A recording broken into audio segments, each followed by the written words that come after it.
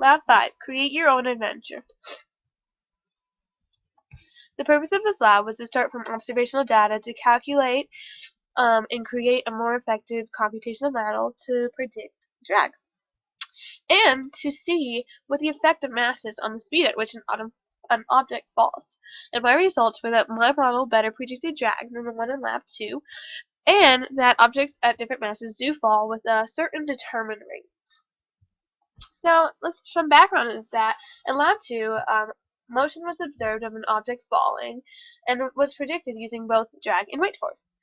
This drag force was a force that composed of a magnitude proportional to the drag coefficient times the magnitude of the velocity squared. However, I found that this model was very ineffective and I was not satisfied, so for this lab I'm going to try to create a better model to predict motion using a drag force.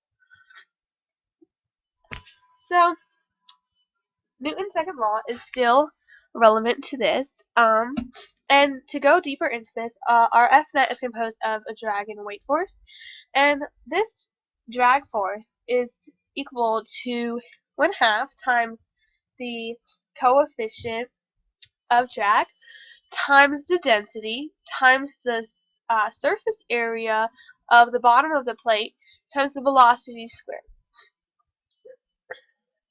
So through Tracker, I dropped the two different plates, and they did fall at different speeds.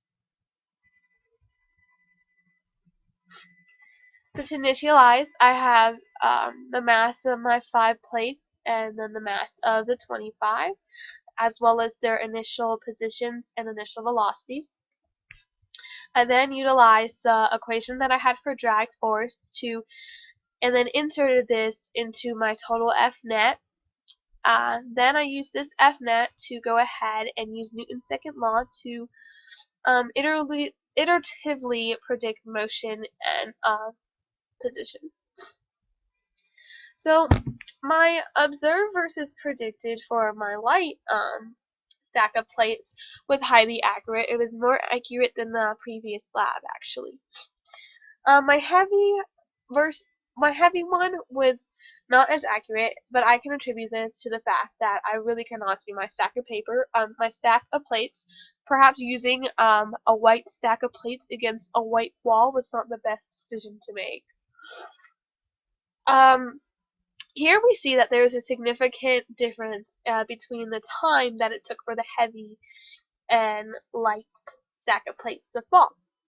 So when we look deeper into this, we can get an equation that tells us the velocities for each of the falling objects.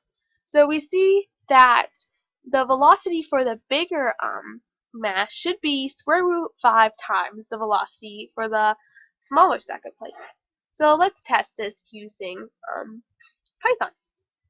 So I insert something to calculate the light velocity, and I used it to negative 1,000 meters just to show like a very extreme case. So when I did this, I got a velocity of 124 meters per second.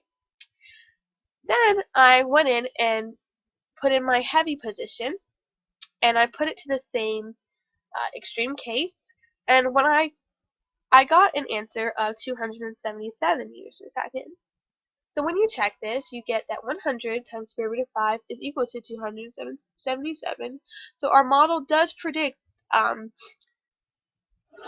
the fact that the heavier velocity should be square root 5 times greater. So in conclusion, my version of this drag model was a lot better than the one in Lab 2.